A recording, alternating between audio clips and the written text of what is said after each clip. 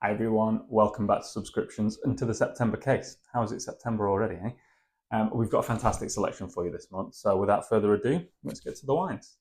So first up, we've got the Araldica Cortese. Now, Cortese is the grape that makes Gavi, and this is a proper little hidden gem, a baby Gavi, if you will. It's actually the one that I served at my wedding, and if you want a crisp, refreshing glass of wine, it's always reliable. In terms of food matching, super versatile. White meats, light salads, fish. It's a real winner with pesto. Next, we've got the Circumstance Sauvignon Blanc from Waterkloof. I'm going to let Nadia out in South Africa tell you a little bit more about this. Hi, my name is Nadia and I'm the winemaker at this beautiful Waterkloof wine estate. We're standing in our Circumstance Sauvignon Blanc vineyard, and as you can see, today is actually not that windy, but there's always a bit of a wind going through these vineyards, always a breeze. So with that, this area, we're 5 degrees cooler than the rest of Stellenbosch. So it's ideal for Sauvignon Blanc that enjoys cooler climates. So we are 320 meters above sea level, overlooking the ocean, and it's just a stunning sight, to be honest. With the wind, it does bring down your yields quite a bit.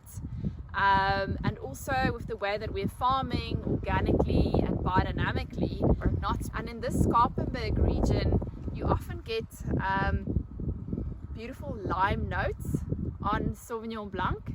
And this one especially, I feel that it shows quite nicely. So onto the rosé, and we've got the Amour by Domaine Trepet. Now, predominantly Grenache and Sanso. There's a little touch of Syrah in here, and that gives it a little extra structure while still retaining that classic freshness. It's a little bit higher acidity, and there's a really nice kind of grapefruit note in there on top of those summer berries that you come to expect. Domaine Trepet really emphasise organic farming, and they actually pick the grapes here at night to maintain those kind of aromatic qualities and make sure you've got the most refreshing glass of wine possible. Onto the reds, and first up we've got the Linea Carmen Rioja by Gomez. Now, this is a Rioja with a bit of a difference. Predominantly Garnacha, there's a touch of Tempranillo in there, and it's unoaked. So you've got this really pure, juicy fruit. Super easy drinking. You could even chill it down if you wanted to. 2022, it was a really warm vintage out there, so you've got really ripe fruit in there too. It's really well balanced though, and you'd expect nothing less from Gomez, who are classified as a first growth Rioja producer.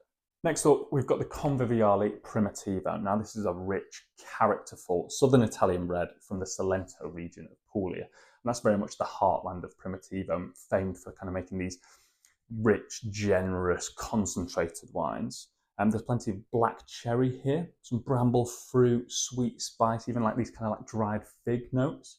It's unoaked again, so it's got this lovely purity, and it's fantastic for barbecues. It can take on some pretty robust flavours. Finally, we've got the Silvamin Argentum. Now, this is made by a young, talented winemaker, Bernard Leroux, with grapes coming from some of the highest slopes in Stellenbosch, and that really helps to maintain the kind of balance in the final wine. It's a Bordeaux blend made up of 50% Merlot, 30% Cabernet Sauvignon, 11% Cabernet Franc, and 9% Petit Verdot. Hopefully that makes 100%.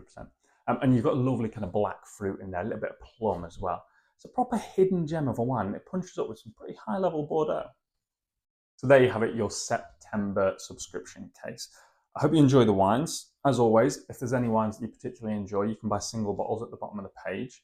And do keep us up to date. Let us know any feedback, any ideas for these videos that you've got within reason. And we'll see you next month.